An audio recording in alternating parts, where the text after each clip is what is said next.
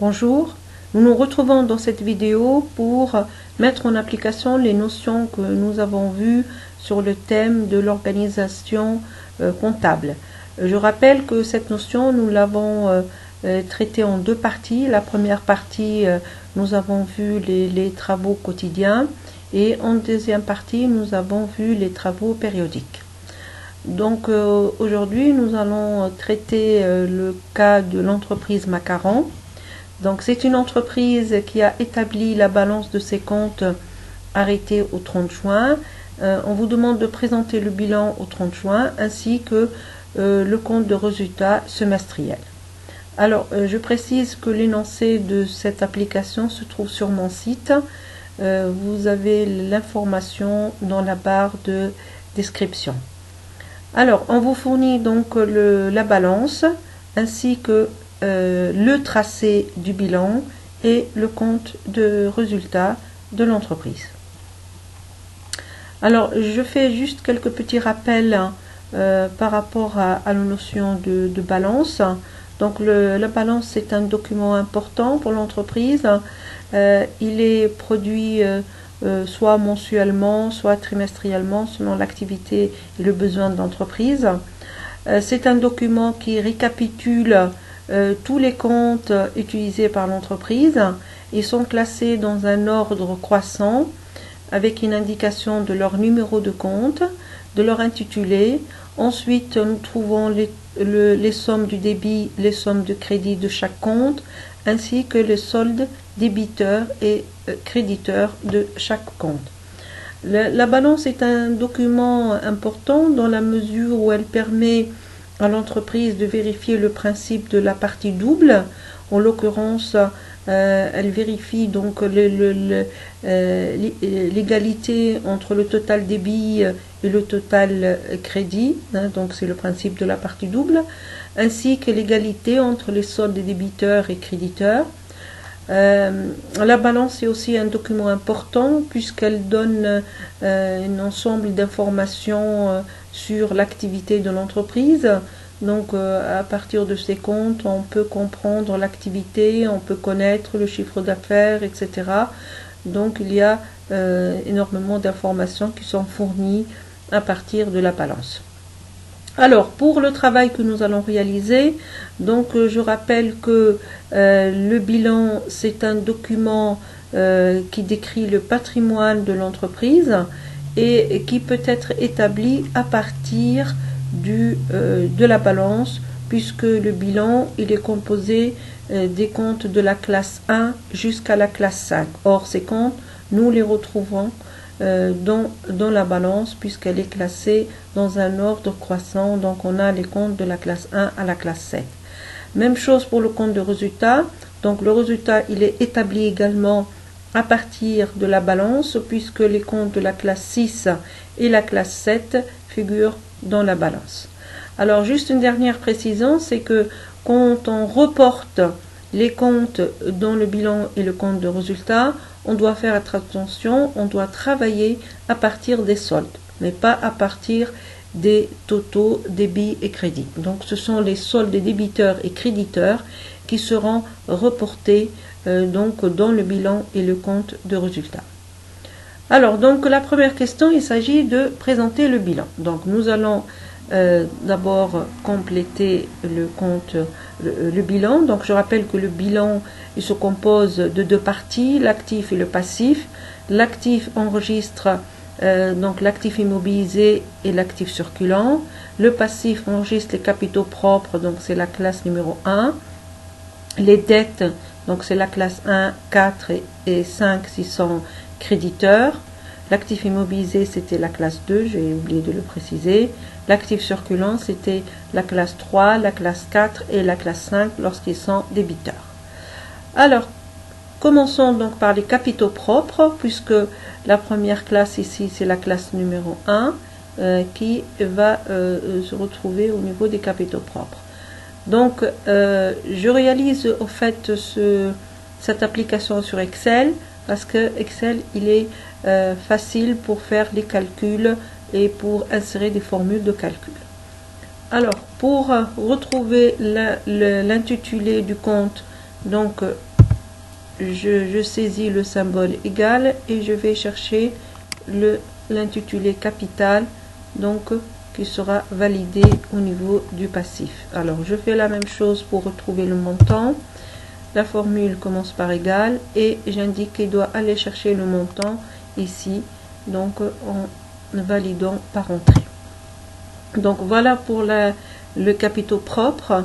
Alors ensuite on va poursuivre au niveau du deuxième compte. Donc on a le compte emprunt établissement de crédit, donc c'est le compte 164. Donc là aussi il va se retrouver du côté du passif, mais cette fois dans les dettes, puisqu'il s'agit de dettes à long terme qui seront classées, donc placées au niveau donc du passif. Alors donc là je choisis l'intitulé du compte emprunt établissement de crédit et devant l'intitulé je vais chercher son montant et on travaille toujours par rapport au solde. Alors bon, ici on risque pas de faire une erreur puisque il y a un seul montant. Voilà. Alors toujours donc du côté du passif, donc on a reporté les deux montants. Alors on voit après que dans la balance on passe à la classe 2. Donc la classe 2, ça sera du côté de l'actif, précisément dans l'actif immobilisé. Donc dans ce cas-là, je vais voir quels sont les comptes. Donc il y a terrain, construction, matériel outillage, matériel de transport et matériel informatique. Donc tous ces éléments-là vont se retrouver dans le compte actif immobilisé. Donc du coup, je vais les prendre tous en même temps. Donc voilà. Et je vais les copier et coller, ça sera plus rapide que de les écrire un par un. Donc je vais faire un collage spécial pour qu'il n'y ait pas de modification dans la présentation de mon tableau. Ensuite je ferai la même chose pour les montants qui leur correspondent. Donc ici je prends du terrain jusqu'à matériel informatique et je copie, donc copier, et je colle pour obtenir les montants qui correspondent à ces intitulés. Voilà, donc nous avons l'actif immobilisé avec l'ensemble des immobilisations acquises par cette entreprise. Donc nous pouvons calculer leur total puisqu'il s'agit ici de plusieurs montants. Donc on va utiliser la formule, c'est mieux d'utiliser la formule somme qui permet donc d'additionner tous ces montants, puisqu'on a ici un bloc de cellules et c'est plus facile d'ajouter la formule somme. Voilà, ce qui nous permet d'avoir un total A de 601 400. Alors on passe après à la classe 3, donc ici il n'y en a pas, donc ça sera la classe 4 et on arrive au compte fournisseur. Donc pour le compte fournisseur, on voit qu'on a un montant au débit, un montant au crédit, contrairement aux immobilisations où il n'y avait qu'un seul montant. Donc c'est pour ça tout à l'heure j'ai pris les montants qui se trouvaient au débit puisque c'était les mêmes qu'on avait au niveau des soldes. Alors que le fournisseur, là, on a un montant au débit et un montant au crédit, et le crédit, il est supérieur au débit. Donc, ce qui nous amène à un solde créditeur de 110 820. Donc, là, du coup, le compte fournisseur sera inscrit au passif, puisqu'il a un solde créditeur de 110 820. Donc, on va d'abord indiquer l'intitulé du compte et ensuite on prend le solde. Donc il ne faut pas se tromper, il faut prendre le solde du compte. Voilà, je valide. Voilà, donc là du coup nous avons les deux comptes qui correspondent aux dettes, puisque d'après la balance il n'y avait que ces deux montants qui étaient créditeurs. Voilà, puisque je rappelle que le passif enregistre tous les montants qui ont des soldes créditeurs. Alors, du coup, nous pouvons faire le total de ces deux montants.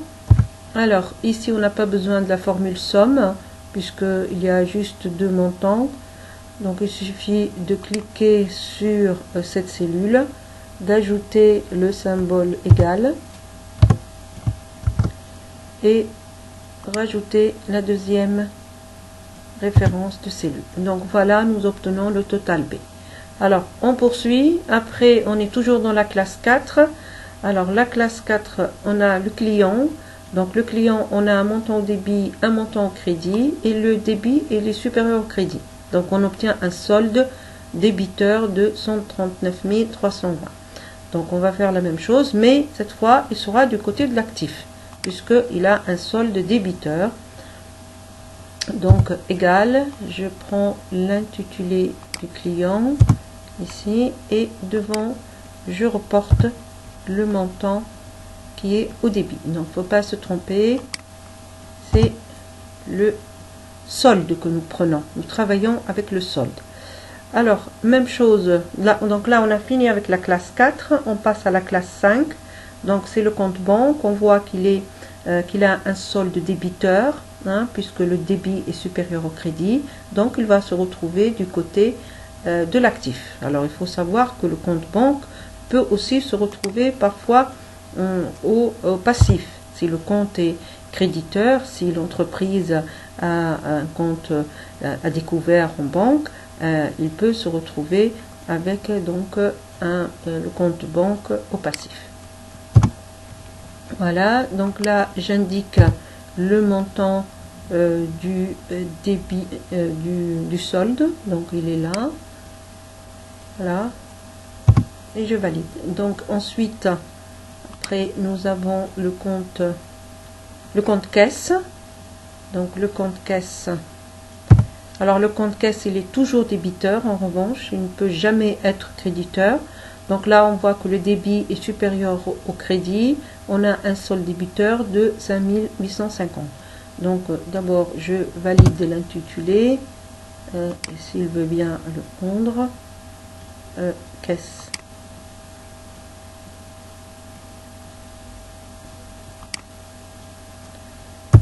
Bon, je refais, des soucis. Donc la caisse, voilà, là c'est bon. Ensuite je vais chercher le montant. Donc on a dit que c'était un solde débiteur de 5850. Donc ça nous donne, voilà, les trois montants qui correspondent à l'actif circulant. Donc là du coup on peut calculer le total B. Donc là aussi je vais utiliser la formule somme.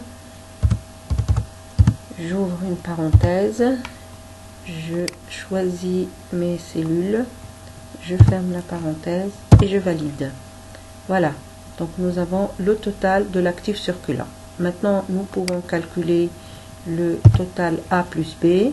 Donc là il suffit d'écrire les références de cellules et d'additionner les deux totaux. Voilà, nous obtenons notre total de l'actif. Alors, donc on a le total de l'actif, on a le capital, on a le total des dettes. Donc qu'est-ce qu'il nous reste? Le résultat. Alors le résultat, je rappelle que le résultat au niveau du bilan se trouve toujours du côté du passif. Qu'il soit positif ou négatif, il est toujours placé du côté du passif. Donc s'il est positif, c'est bon, il n'y a pas de souci. S'il est négatif, on le place entre parenthèses et il vient en déduction. Alors on va le calculer en écrivant une formule, puisque nous savons que le résultat c'est l'actif moins le passif. Nous avons le total de l'actif, donc je vais prendre ce total dans lequel je vais déduire le total du capital et je vais déduire également le total B. Voilà, ce qui nous amène à un résultat positif, donc le chiffre il est positif, de 154 650. Donc là du coup je peux calculer mon total A. Donc là la formule sera la somme de ces deux cellules. Là je rajoute le résultat et j'obtiens un total. Donc là, je peux calculer mon total A plus B qui doit être égal au total de l'actif. Sinon, j'ai une erreur. Alors, donc là, je vais écrire également la formule suivante.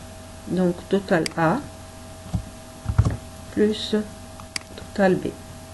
Voilà. Et là, on voit bien qu'il y a une égalité entre l'actif et le passif. Et donc, nous avons bien respecté le principe de la partie double et indiqué le résultat qui a permis effectivement d'équilibrer ce bilan. Alors, on va passer au compte de résultat.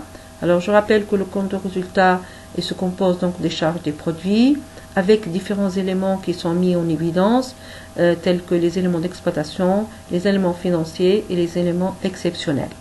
Donc, ce sont des éléments, les éléments d'exploitation, ce sont les éléments liés à l'activité de l'entreprise, c'est-à-dire toutes les opérations que l'entreprise réalise quotidiennement pour son activité.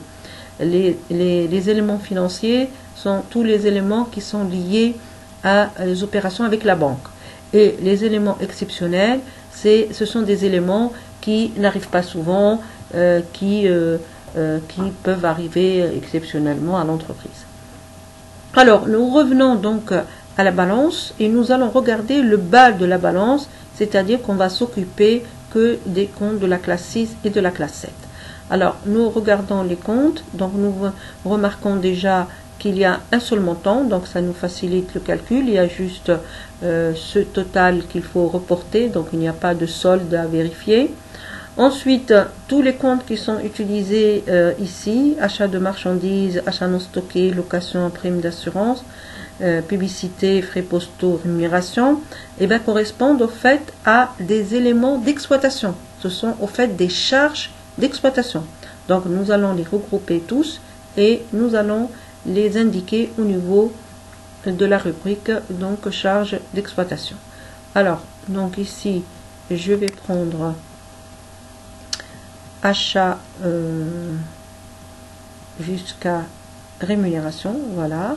Je vais copier ces éléments et je vais les indiquer au niveau de charges d'exploitation. Collage spécial, donc tout sauf la bordure. Voilà, comme ça, le tableau ne changera pas. Alors, on passe au montant. Donc là, je pouvais prendre les montants avec eux, mais par mesure de précaution, je préfère prendre les éléments par bloc. Donc, je vais prendre ici, alors s'il veut bien, là c'est bon, copier, et on passe donc dans le compte de résultat pour collage spécial. Voilà, et nous retrouvons tous les montants des charges d'exploitation. Donc là, on va les additionner. Donc, on va utiliser la formule somme. Donc, c'est une formule qui n'est pas difficile à écrire. Voilà. On n'oublie pas pour fermer la parenthèse et de valider. Voilà. Et nous avons notre total des charges d'exploitation. Donc, l'entreprise, du coup, n'a pas de charges financières ni de charges exceptionnelles. Donc, on va passer directement au produit d'exploitation. Donc, la classe 7. Alors, la classe 7, nous remarquons un seul montant. Ça correspond aux ventes. Et les ventes sont des produits d'exploitation. Donc, on va indiquer ces montants, ce montant, puisqu'il y a un seul, au niveau des produits d'exploitation. Donc là, je recopie ce montant et je l'indique au niveau des ventes. Ici, je récupère donc le montant. Donc là, c'est le même montant. Je prends l'un ou l'autre. Il n'y a pas de problème. Il n'y a pas de solde ici. Ensuite, je le recopie au niveau du total pour pouvoir comparer donc total des charges et total des produits. Et là, je remarque que le total des produits est supérieur au total des charges. Donc, pour calculer le résultat, on a produit moins charges et on a les produits supérieurs aux charges. Donc, c'est un bénéfice. Alors, les bénéfices, je rappelle que pour le compte de résultat, se placent au niveau des charges. S'il s'agit d'une perte, il se place au niveau des produits. Donc, je vais ajouter ici le terme bénéfice.